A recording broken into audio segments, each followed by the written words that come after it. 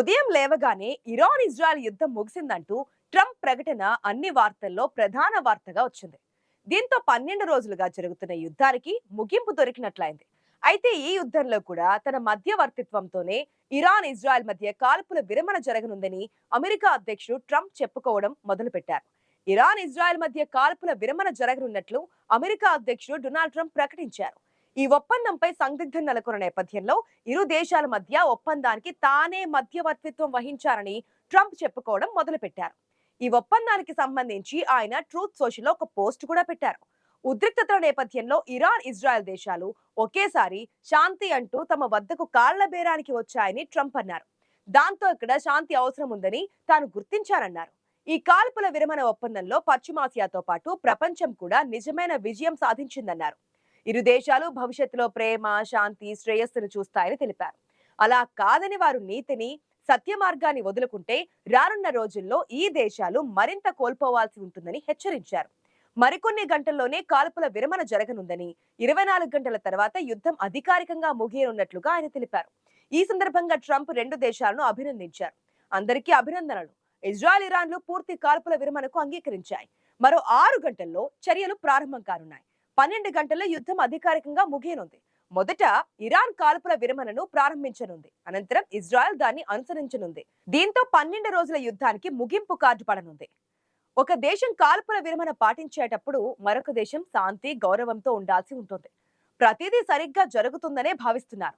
ఇందుకోసం నేను రెండు దేశాలను అభినందించాలనుకుంటున్నాను. ఈ యుద్ధం ఏళ్ల తరబడి కొనసాగి ఉంటే పశ్చిమాసియా నాశనం అయ్యేది. కానీ అలా జరగకపోవడం లేదు. ఇక ముందు అలా జరగదని అన్నారు ట్రంప్.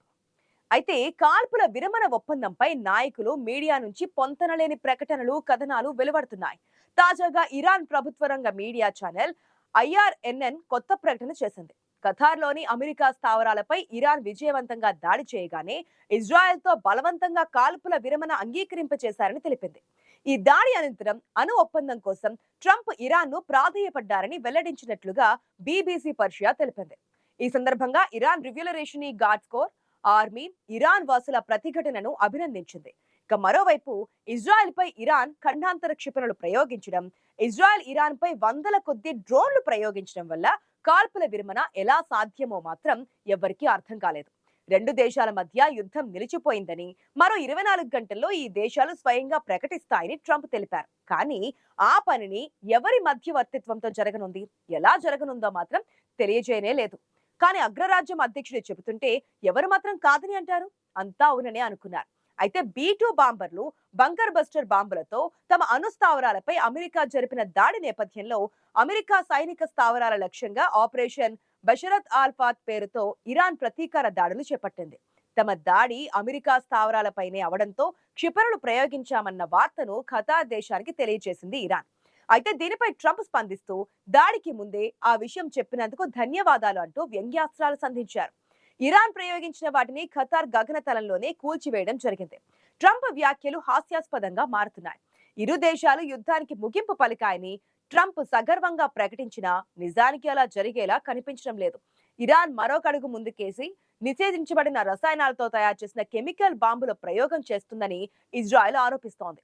ఇదిలా ఉండగా ఇరాన్ అణుస్థావరాలపై అమెరికా దాడులు చేయడం పశ్చిమాసియాలో ప్రమాదకరమైన మలుపు అని ఐక్యరాజ్య సమితి చీఫ్ ఆంటోనియో గుటెరస్ అన్నారు. ఇజ్రాయెల్ ఇరాన్ ఘర్షణ సంక్లిష్ట రూపం దాల్చిన నేపథ్యంలో ప్రపంచ వైమానిక సంస్థలు పలు సవాళ్లను ఎదుర్కొంటున్నాయి. భద్రతాపరమైన ముప్పు పొంచి ఉన్న నేపథ్యంలో ఇప్పటికే ఇరాన్, ఇరాక్ గగనతలాన్ని ప్రయోగించలేని పరిస్థితి ఏర్పడింది. ఇరాన్ పై అమెరికా నేరుగా దాడులకు పాల్పడడంతో ఎప్పుడు ఏమి జరుగుతుందోననే ఆందోళనతో మొత్తంగా పర్షియన్ గల్ఫ్ మీదుగా వెళ్లాల్సిన విమాన సర్వీసుల విషయంలో గందరగోళం ఏర్పడింది. విమానాలను భద్రతమైన మార్గాల్లోనే మళ్లించాల్సి రావడంతో ప్రయాణ దూరం పెరిగి ఇంధన వ్యయభారం అధికమవుతోంది. ఇక మరోవైపు ప్రయాణికుల సంఖ్య కూడా తగ్గిపోవడంతో ఆదాయానికి గండి పడుతోంది. ఈ సవాళ్లన్నీ ముప్పేట దాడి చేయడంతో British airlines, Singapore airlines, air India సహా పలు వైమానిక సంస్థలు పర్షియన్ గల్ఫ్ మీదుగా నడిచే సర్వీసులను రద్దు చేయడం లేదా దారి మళ్లించడమో చేస్తున్నాయి. అయితే ఇరాన్ అణుస్థావరాలపై అమెరికా చేసిన బంకర్ బస్టర్ బాంబుల ప్రయోగం గురించి ఆసక్తికరమైన కథనాలు బయటకు వస్తున్నాయి. ఇరాన్ అణుస్థావరాలపై దాడికి పాల్పడడం ద్వారా ప్రత్యక్షంగా యుద్ధ రంగంలోకి అడుగుపెట్టిన అమెరికా ఆ దాడిని ఆకస్మికంగా చేపట్టిందట. అమెరికా అధ్యక్షుడు డొనాల్డ్ ట్రంప్ కేవలం కొన్ని నిమిషాల ముందే దాడికి గ్రీన్ సిగ్నల్ ఇచ్చారని అమెరికా ఉపాధ్యక్షుడు జేడీ వాన్స్ వెల్లడించారు. మరొక ముఖ్య విషయం ఏంటంటే ఇరాన్ లో అణ్వస్త్ర తయారీ జరగడం లేదని డొనాల్డ్ ట్రంప్ కు ముందే తెలుసు. America intelligence director Tulsi Gabbard ఆ విషయం ట్రంప్ కు తెలియజేశారు. అయినా ఇజ్రాయెల్ ఇరాన్ వెంటపడి తరుముతోంది. ఇరాన్ అణు విద్యుత్ కేంద్రాలను ధ్వంసం చేసేసింది. ఇదే అదునుగా ట్రంప్ తన బంకర్ బ్లస్టర్ సంబంధించిన కొన్ని ట్రయల్స్ నిర్వహించడానికి ఈ సందర్భాన్ని బాగా వాడుకున్నారని చెబుతున్నారు విశ్లేషకులు. గతంలో అమెరికా జంట భవనాలు కూల్చివేత సందర్భంగా దానికి వ్యూహకర్త అయిన బిన్ లాడెన్ ను మట్టుపెట్టడానికి ఈ ఆయుధాలనే వాడారు. ఎందుకంటే లాడెన్ అమెరికా దాడులను తప్పించుకునేందుకు ఆఫ్ఘనిస్తాన్ లోని కొండ గుహలను ఆశ్రయంగా చేసుకున్నాడు. అప్పటికే అతని గురించి అమెరికా ఎడతెగకుండా అన్వేషిస్తోంది. లాడెన్ తలదాచుకున్న ప్రాంతం గురించి ఇంటెలిజెన్స్ నుంచి సమాచారం రాగానే అప్పటికప్పుడు ఆఫ్ఘనిస్తాన్ లో ఉన్న అమెరికన్ సైనిక వ్యూహకర్తలు, పెంటగాన్ లో ఉన్న వ్యూహకర్తలు లాడెన్ ని చంపేందుకు రకరకాల ప్లాన్స్ వేశారు. చివరికి అంతా సమయం లేదని గ్రహించి బంక్ బస్టర్ బాంబుతో కొండని పేల్చేయాలని నిర్ణయించుకున్నారు. వెంటనే అప్పటికే ఖతార్ లో ఉన్న B-2 స్పిరిట్ బాంబర్ లో GBU-57 బాంబుని లోడ్ చేసి ఆఫ్ఘనిస్తాన్ లో లాడెన్ ఉన్న కొండ గుహని పేల్చేశారు. ఈ మొత్తం ఆపరేషన్ ని వీడియో కూడా తీశారు. దాడి చేసిన తర్వాత చూస్తే అప్పటికే లాడెన్ అక్కడి నుంచి వెళ్లిపోయాడు. సదరు బాంబు లాడెన్ ఉన్న గుహని ఎంత తీవ్రంగా నష్టపరచగలిగిందంటే రీసెర్చ్ కి కూడా ఉపయోగపడుతుందన్నమాట. అయితే ఆఫ్ఘనిస్తాన్ కొండ గుహ అనుభవంతో బోయింగ్ కొత్త వెర్షన్ GBU-57 MOPని అభివృద్ధి చేసింది. కానీ వాటిని ప్రయోగించి నిర్ధారించుకోవడం జరగలేదు. అలా అభివృద్ధి చేసిన వార్ హెడ్ ను హై పర్ఫార్మెన్స్ స్టీల్ అలాయ్తో తయారు చేశారు. అలా చేయడం వలన ఇరాన్ లోని ఫోర్డ్ అణుస్థావరంలో నిర్మించబడిన 200 అడుగుల రీఇన్ఫోర్టబుల్ స్టీల్ కాంక్రీట్ ని కూడా సునాయాసంగా చీల్చుకుంటూ వెళ్లి ధ్వంసం చేయడం జరిగింది. నిజానికి ఇలా ఏదో నాటికి అమెరికా తమపై దాడికి దిగుతుందని అంచనా వేసిన ఇరాన్ భూగర్భ అణు కేంద్రాన్ని నిర్మించినప్పుడు తగిన జాగ్రత్త తీసుకుంది.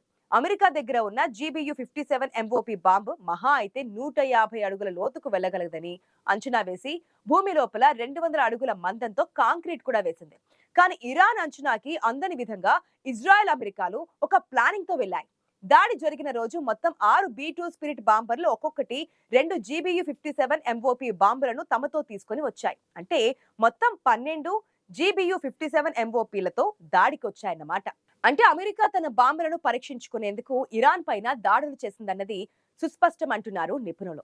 అగ్రరాజ్యాలు తమ ఆయుధాలపై క్లినికల్ ట్రయల్స్ చేసేందుకు ఈ తరహా యుద్ధాలను ఉపయోగించుకుంటాయని అమెరికా చర్యతో రుజువైందని అంటున్నారు విశ్లేషకులు.